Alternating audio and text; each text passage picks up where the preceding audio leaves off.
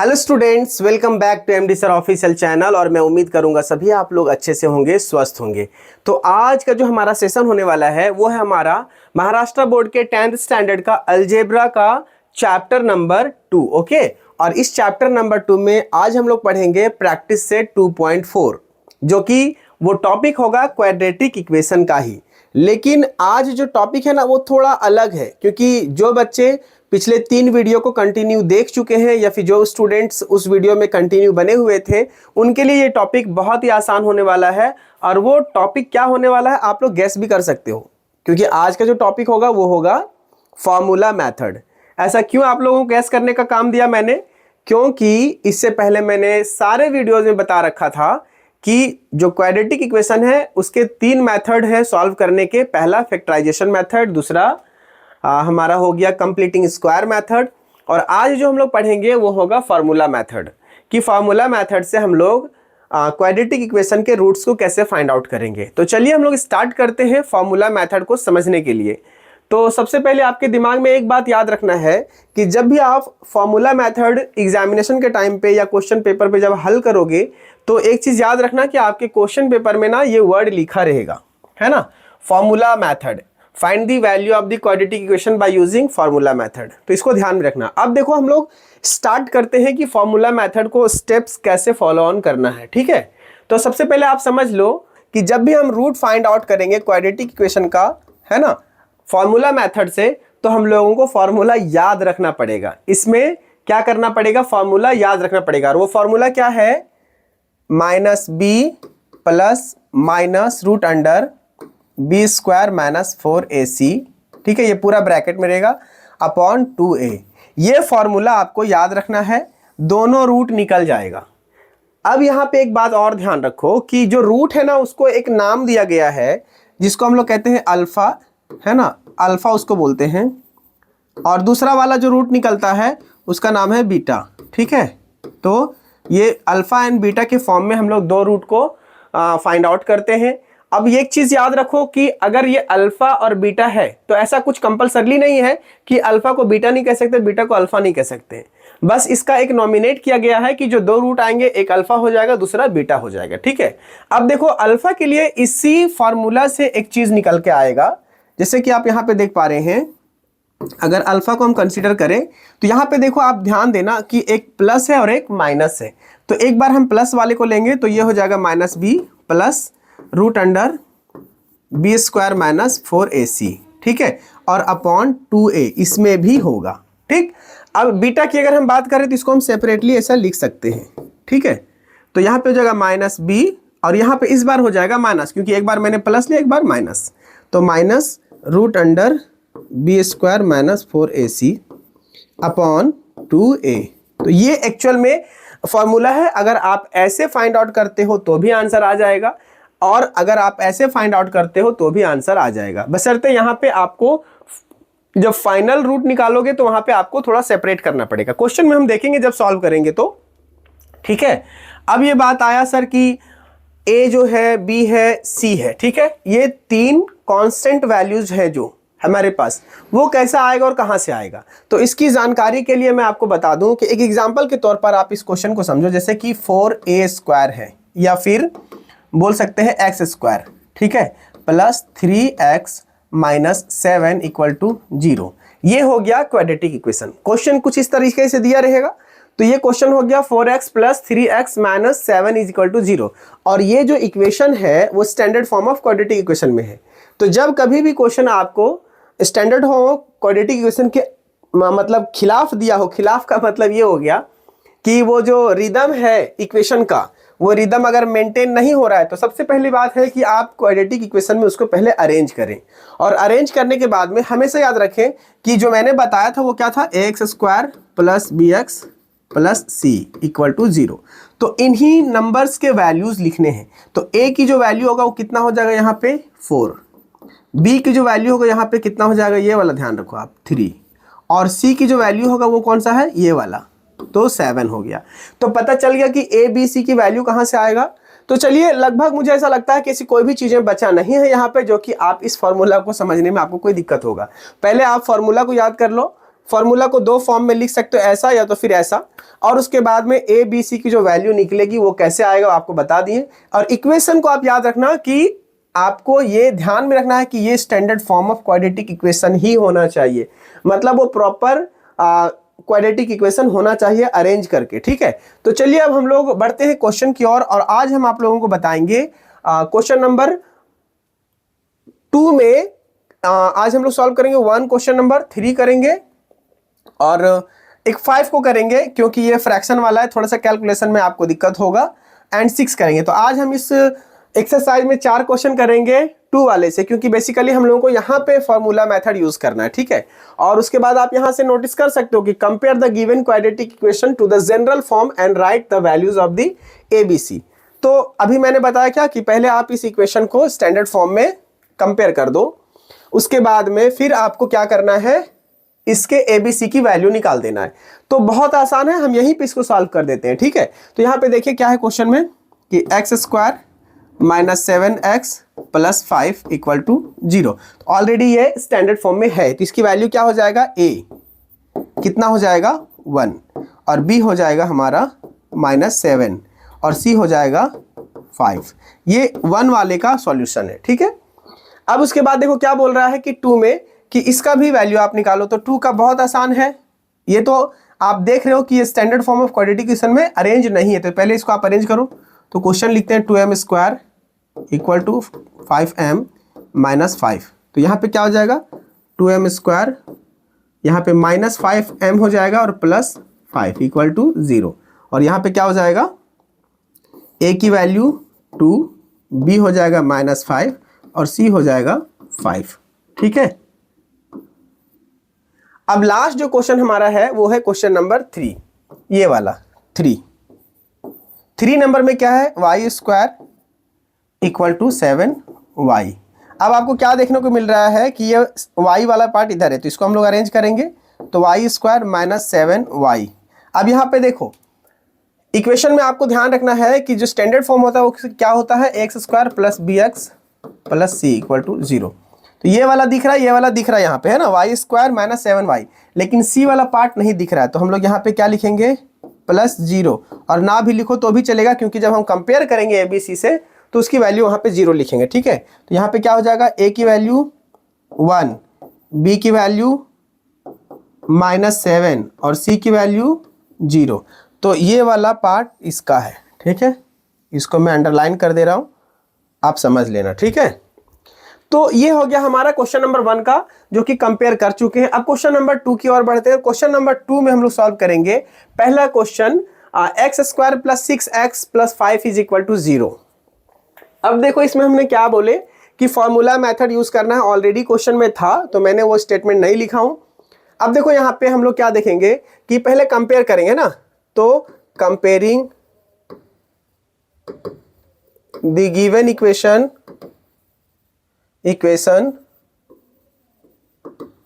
Bye, किससे compare कर रहे हैं, बाय दी कांस्टेंट नंबर, कौन सा है कांस्टेंट कौन सा है, a b एंड c, है ना। तो standard form of quadratic equation का जो कांस्टेंट नंबर है डायरेक्टली हम इससे कंपेयर कर देंगे। और स्टेटमेंट अगर चाहो तो आप इससे लिख सकते हो ऐसा कि ax² कांस्टेंट वैल्यू, लेकिन लिखना पड़ेगा आपको, of ax² plus bx plus c equal to 0, ठीक है।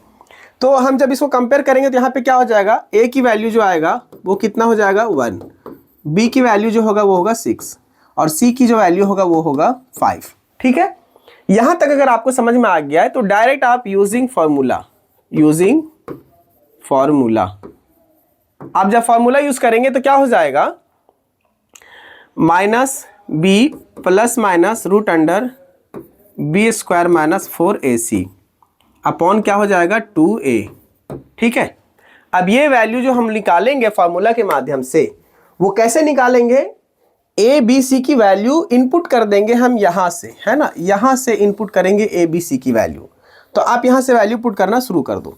तो क्या हो जाएगा, -b है तो यहाँ पे b की वैल्यू जो हो जाएगी वो हो जाएगा 6, एंड प्लस माइनस √अंडर क्या है b², तो यहाँ पे 6 हो जाएगा, स्क्वायर में -4, a की वैल्यू कितना है 1, और c की वैल्यू कितना है 5 एंड अपॉन ये हो जाएगा 2 इंटू a की वैल्यू कितना है 1, तो यहाँ पे हो जाएगा 1। ठीक है, अब सेम हम इसको कंटिन्यू करेंगे, तो जब कंटिन्यू करेंगे तो ये हो जाएगा -6 और ये हो जाएगा प्लस माइनस रूट अंडर, इसको सॉल्व करेंगे 6 6 जा 36 -20 4 5 जा 20 अपॉन 2। ठीक है, अब इसको थोड़ा सा स्टेप आगे और जाएंगे तो -6 हो जाएगा प्लस माइनस रूट अंडर 36 और -20, तो ये हो जाएगा 16 अपॉन 2। ठीक है, अब हम लोग लास्ट स्टेप की ओर चल रहे हैं। पहला क्या हो जाएगा हमारा -6 and plus minus root under 16 है, तो 16 किसका स्क्वायर है 4 का, तो यहाँ पे डायरेक्ट हम लोग लिख सकते हैं 4 और नीचे हो जाएगा 2।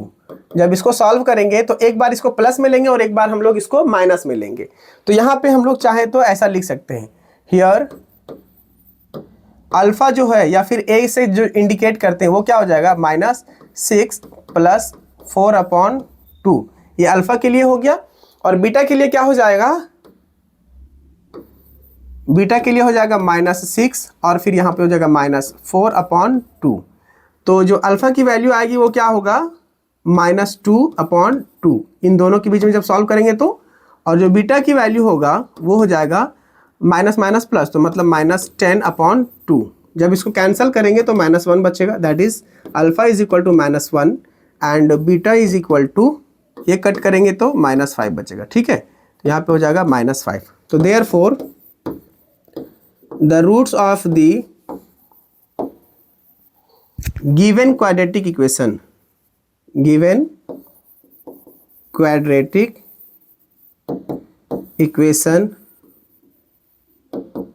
आर, क्या क्या देखने को मिला आपको, अल्फा कितना था -1 था एंड कितना था -5, तो ये वैल्यू आपको यहाँ पे मिला है ना। फाइनली आप इससे क्लोज कर सकते हो कि ये दो वैल्यू आया ना यही होगा -1 एंड -5, तो ये जो वैल्यू आया ना ये वैल्यू अगर आप इस इक्वेशन में पुट करोगे 1 बाय 1 तो ये सेटिस्फाई कर लेगा इक्वेशन को। तो इससे ये पता चला कि जो रूट है हम लोग ऐसे भी फाइंड कर सकते हैं, कैसे, फॉर्मूला मेथड से। ठीक है, अब हम लोग बढ़ते हैं नेक्स्ट क्वेश्चन की ओर, और जो नेक्स्ट क्वेश्चन हमारा है वो इस प्रकार है, 3m square plus 2m minus 7 equal to 0। तो सिमिलरली हम लोग यहाँ पे कंपेयर करेंगे with the quadratic equation, compare given equation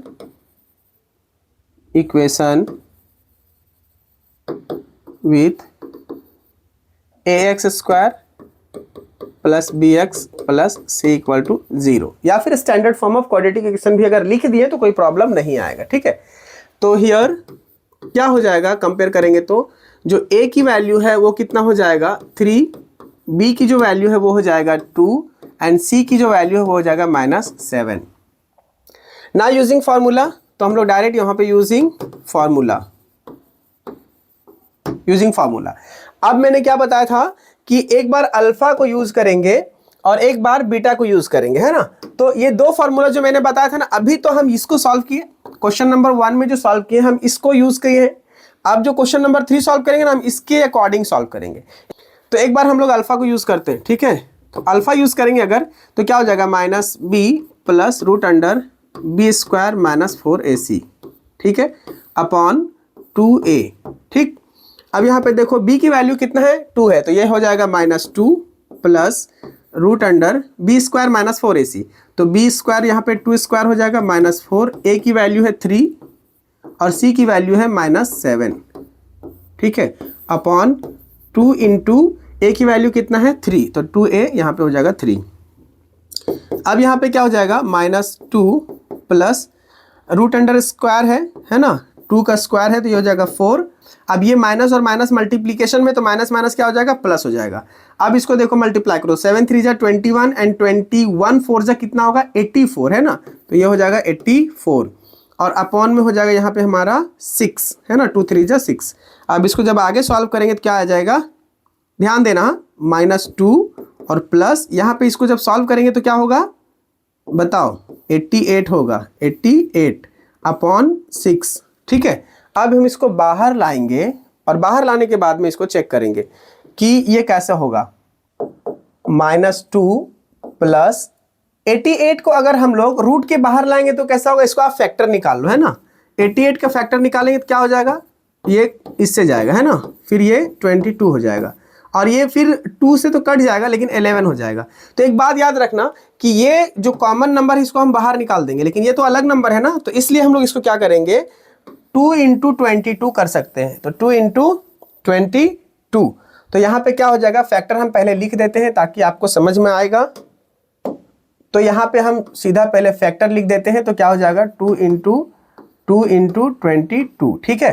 तो ये दो कॉमन बाहर निकल जाएगा, तो यहाँ पे क्या हो जाएगा 6, है ना, इक्वल टू -2 प्लस 2 बाहर आ जाएगा, तो यहाँ पे हो जाएगा 22, ठीक है, और यहाँ पे 6। अब देखो इस कंडीशन में क्या होगा, एक बार यहाँ से ये कट जाएगा, 2 3 जा 6, 2 1 जा 2, और फिर यहाँ पे 2 1 जा 2, क्योंकि ये दोनों साथ में कॉमन है। तो क्या देखने को मिला अपने को, -1 प्लस √22/3, ठीक है। ये हमारा एक वैल्यू आ गया, किसका आया, अल्फा का वैल्यू आया, है ना, ये अल्फा का वैल्यू है, मैं स्टार्टिंग में लिखना भूल गया था। तो फाइनली हम लोग क्या मालूम पड़ा कि जो देयरफॉर अल्फा की जो वैल्यू आ गई -1 प्लस √22/3, ये पूरा रहेगा, ठीक है, ये अल्फा की वैल्यू आ गया। सिमिलरली हम लोग बीटा की वैल्यू निकालेंगे, ठीक है। तो बीटा की जो फॉर्मूला था वो क्या था, यहाँ पे सिर्फ और सिर्फ माइनस था और कोई भी चीजें चेंजेस नहीं था।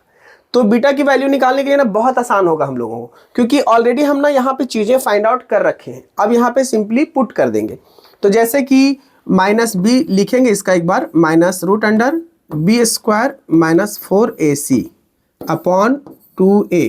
तो चीजें आपको क्या देखने को मिल रहा है, सिर्फ और सिर्फ यहाँ पे माइनस है ना, सिर्फ यहाँ पे माइनस है, और बाकी तो सब वैल्यू एज इट इज रहेगा।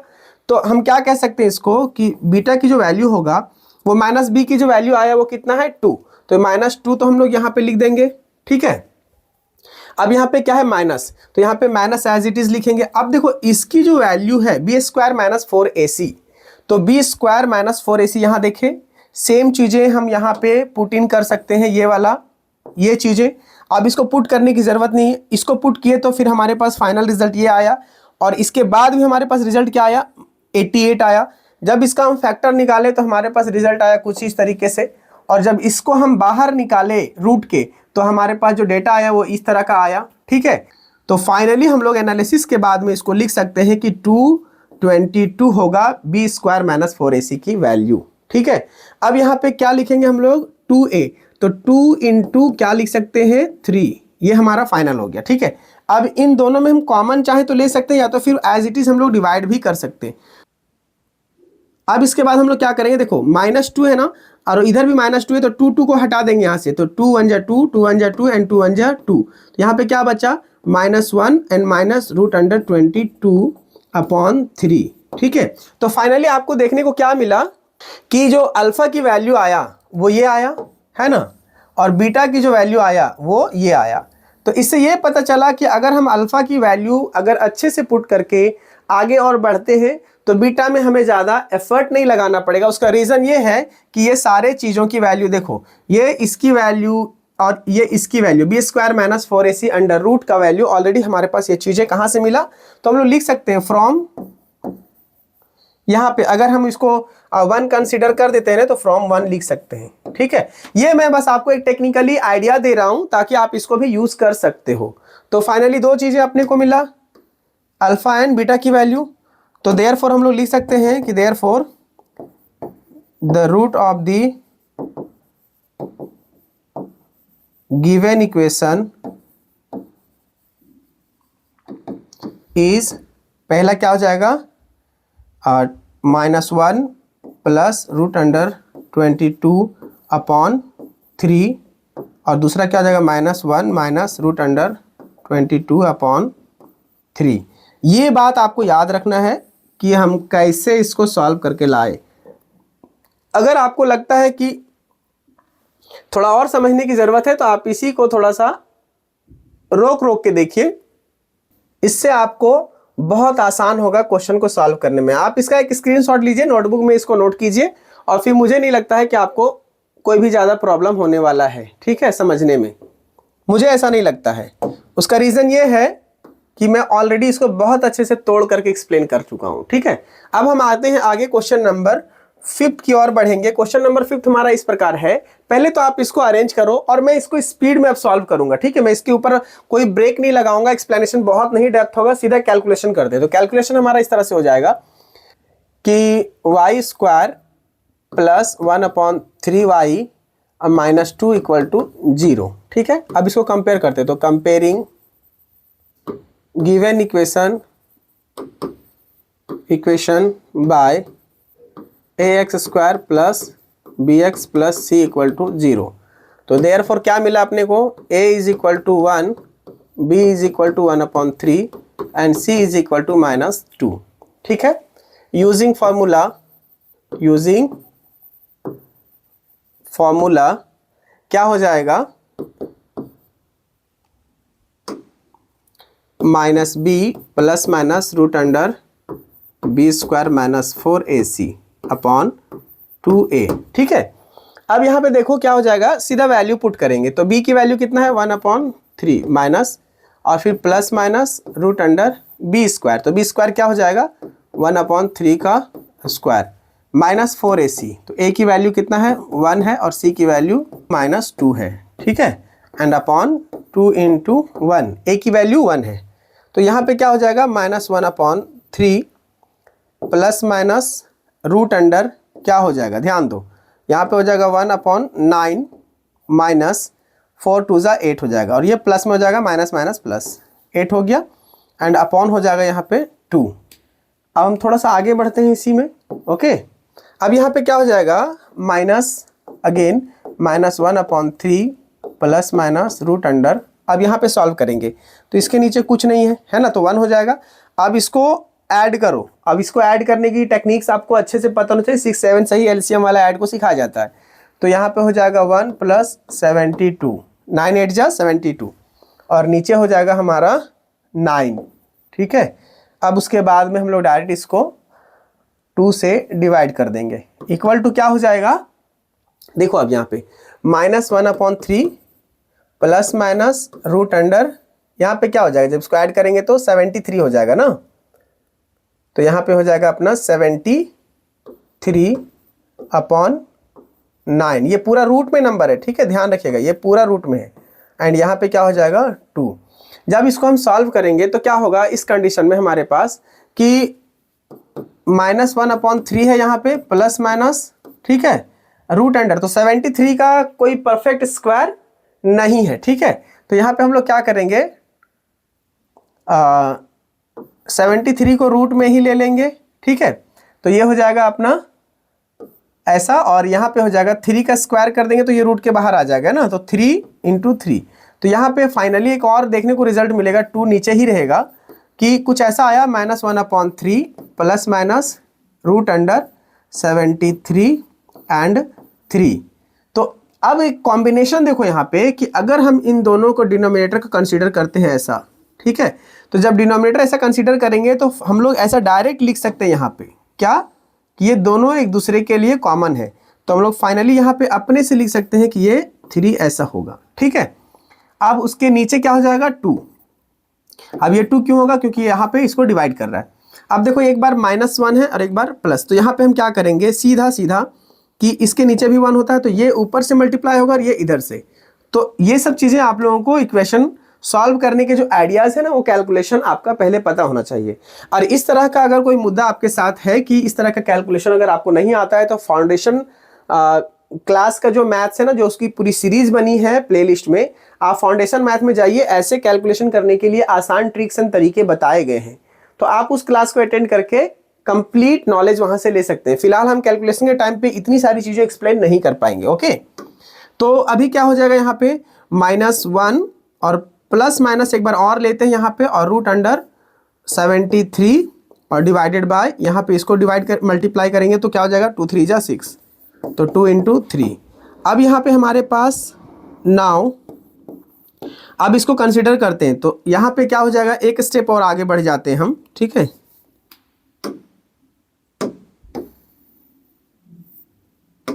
अब इसके बाद हम एक स्टेप और आगे बढ़ते हैं, तो क्या हो जाएगा -1 प्लस माइनस रूट अंडर 73 और डिवाइडेड बाय 6 हो जाएगा। ठीक, अब यहाँ तक आया, इसके बाद हमारा कैलकुलेशन नीचे और नहीं जाएगा।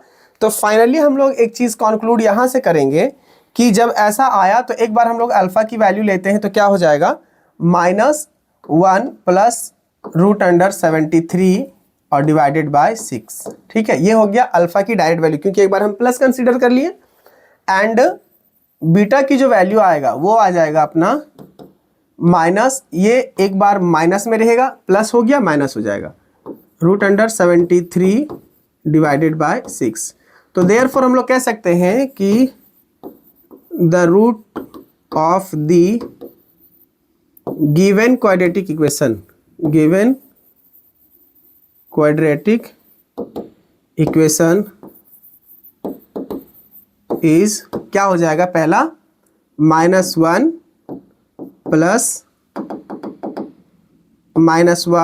Plus root under 73 divided by 6 and दूसरा हो जाएगा -1 minus root under 73 divided by 6। ये दो वैल्यू आपके पास आएंगे और ये दोनों परफेक्टली फिट बैठेगा वो इक्वेशन के लिए। ठीक है, तो ये चीज़ें बहुत ज़्यादा टफ नहीं है, आपका कैलकुलेशन पावर अच्छा होना चाहिए, क्योंकि आप फार्मूला याद कर लेंगे, लेकिन अगर फार्मूला याद करने के बजाय अगर आपको कैलकुलेशन की ट्रिक्स एंड कैलकुलेशन कैसा होगा वो अगर आपको नहीं समझ में आ रहा है तो कहीं ना कहीं आपको प्रॉब्लम क्रिएट करेगा। तो इस चीज़ का ख्याल रखते हुए आप इस बात को ध्यान रखिए कि अगर आपका वीक है कैलकुलेशन तो आप हमारे फाउंडेशन मैथ्स वाले कंप्लीट सीरीज को देख लीजिए, वहाँ पे मैंने एक अलग से प्लेलिस्ट इसकी तैयार कर रखा है। ठीक है, अब हम लोग आगे आते हैं नेक्स्ट क्वेश्चन, जो कि होगा क्वेश्चन नंबर 6। क्वेश्चन नंबर 6 में ऑलरेडी चीज़ें क्वाड्रेटिक इक्वेशन के स्टैंडर्ड फॉर्म में सेट किया हुआ है। तो यहाँ पे अब हम ना देखो नॉन स्टॉप सॉल्व कैसे करते हैं, हम आपका सॉल्यूशन देते हैं और यहाँ से आपको चीज़ें समझना है कि हम क्या कर रहे हैं। ठीक है, तो देखिए हम यहाँ पे क्या लिख रहे हैं कि compare the given equation by ax² plus bx plus c equal to 0। ठीक है, अब जो a की वैल्यू होगी वो क्या होगा 5, b हो जाएगा अपना 13 एंड c हो जाएगा 8। Now using formula we have, क्या हो जाएगा फॉर्मूला यूज करेंगे तो यहाँ पे आ जाएगा -b plus minus root under b² minus 4ac। ठीक है, और ये कंप्लीट 2a। ठीक, अब यहाँ पे आगे हम लोग देखेंगे b की वैल्यू कितना 13, तो यहाँ पे हो जाएगा -13 plus minus root under b कितना है 13, तो यहाँ पे 13 का स्क्वायर लिखेंगे, -4, a की वैल्यू कितना है 5 है और c की वैल्यू कितना है 8 है। ठीक है, अब यहाँ से क्या हो जाएगा 2 × 5, क्योंकि a की वैल्यू जो है वो कितना है यहाँ पे 5 है। अब इसको मल्टीप्लाई करते हैं तो -13 प्लस माइनस रूट अंडर 13 का स्क्वायर करेंगे तो 169 होगा, माइनस 4 5 जा 20 एंड 28 जा 60 है ना, तो 8 2 जा 16, 160 डिवाइडेड बाय 10। अब इसके आगे क्या हो जाएगा -13 प्लस माइनस रूट अंडर 169 में माइनस करेंगे 160 को तो कितना हो जाएगा, ओनली 9 बचेगा ना, ओनली 9 और डिवाइडेड बाय 10। अब यहाँ पे एक लास्ट स्टेप देखो यहाँ पे है ना, तो -13 हो जाएगा प्लस माइनस रूट अंडर 9 है, तो इस 9 को हम लोग कंसीडर कर सकते हैं 3 रूट के बाहर, तो हम लोग रूट अंडर नहीं लिख करके बल्कि उसको हम लोग सीधा 9 बाहर कर देते हैं। ठीक है, तो ये हो जाएगा हमारा 9 अनडिवाइडेड बाय 10। ठीक है, तो इक्वल टू क्या हो जाएगा, इसको जब आप सॉल्व करोगे तो एक बार हम जब इसको अल्फा में लेंगे तो एक बार प्लस करेंगे और एक बार बीटा में लेंगे तो एक बार हम उसको माइनस कर देंगे। ठीक है, तो यहाँ पे आप देख लो, so alpha is equal to क्या हो जाएगा -13, एक बार प्लस लेंगे एंड 10, तो यहाँ पे हो जाएगा अल्फा इज इक्वल टू 4/10 और कैंसिल करेंगे तो 2/5 आएगा, तो therefore alpha is equal to 2/5 आएगा। एंड दूसरा हम लोग बीटा लेते हैं, तो बीटा इज इक्वल टू क्या हो जाएगा -13 एंड -9 एंड डिवाइडेड बाय 10। जब इन दोनों को प्लस कर देंगे माइनस माइनस प्लस हो जाएगा तो क्या हो जाएगा 22/10 10 कैंसिल करेंगे आप तो क्या बचेगा -11 एंड यहाँ पे बचेगा 5, ठीक है, तो यहाँ पे हो जाएगा 5। तो therefore beta is equal to -11/5। Hence we can say कि the root of the given equation are क्या हो जाएगा, एक तो हो जाएगा हमारा ये वाला पार्ट है ना 2/5 एंड दूसरा हो जाएगा ये वाला पार्ट -11/5, ठीक है। तो ये एकदम से छोटी जानकारियां थी जिसको आप इजीली थोड़ा सा प्रैक्टिस करके भी आप इस मेथड को समझ सकते हैं, ओके। और रह गया बात कि अगर ये चीज़ें आपको कुछ डाउट हो रहा है इसमें समझने में, तो इसको आप बेहिचक आप इसी मेथड को फिर से वापस प्रैक्टिस करें, क्योंकि चीज़ें आपके ऊपर ही डिपेंड करेगा कि आप इसको कितना प्रैक्टिस कर रहे हैं। जितना आप प्रैक्टिस करेंगे उतना अच्छा होगा। मार्क्स स्कोर करना है तो ये मेथड को आप समझ लीजिए। एक ही फॉर्मूला याद करना है, क्या याद करना है, -b + √b² - 4ac divided by whole 2a। तो ये एक छोटी सी फॉर्मूला था जो कि हमारे लिए बहुत इंपॉर्टेंट होगा कि एग्जाम में 2 या 3 मार्क्स अगर कुछ ऐसे लेंदी क्वेश्चन बना के दिया जाता है तो बहुत आसानी से स्कोर कर सकते हैं। तो चलिए मिलते हैं फिर आप लोगों को एक नए वीडियो के साथ में। और उस वीडियो में हम लोग पढ़ने वाले हैं कि हम लोग रूट का नेचर क्या होता है। अभी तक तो हम लोग इक्वेशन पढ़ रहे थे ना कि रूट निकालना है, लेकिन अभी हम लोग इसके बाद वाले टॉपिक में पढ़ेंगे कि नेचर क्या होता है रूट का। तो अभी मैं टॉपिक बता देता हूं कि नेचर ऑफ रूट पढ़ेंगे हम लोग। नेचर ऑफ रूट पढ़ेंगे कि रूट का नेचर कैसा होता है, ठीक है। अब उसके बाद अगर रूट दिया हुआ है ना, रूट अगर गिवन है तो हम इससे इक्वेशन कैसे क्रिएट करेंगे, मतलब कि हम लोग क्वाड्रेटिक इक्वेशन जो है ना वो कैसे क्रिएट करेंगे। तो क्वाड्रेटिक इक्वेशन कैसे लाएंगे हम लोग वो हम बताने वाले हैं। और उसके बाद में लास्ट जो हमारा टॉपिक होगा वो होगा relation between roots of the quadratic equation and coefficient. Coefficient कैसे रिलेट करता है क्वाड्रेटिक इक्वेशन के रूट से। तो ये 3 टॉपिक हम लोग पढ़ेंगे नेक्स्ट वीडियो में। क्या हो जाएगा रिलेशन किसके किसके बीच में, रूट्स में एंड कोफिशिएंट में, ठीक है। तो ये चीज़ें आपको ध्यान में रखना है कि ये 3 टॉपिक हमारा होगा और ये एक ही सेशन में कंप्लीट हो जाएगा। तो बिल्कुल आपको कहीं भी नहीं जाना है, वीडियो के साथ में और चैनल के साथ में बने रहना है। और हम लोग एक बेहतरीन तरीके से क्वाड्रेटिक इक्वेशन को कंप्लीट करने वाले हैं। तो चलिए मिलता हूं मैं आप लोगों के साथ में फिर से एक नई वीडियो में। तो तब तक के लिए जय हिंद, जय भारत।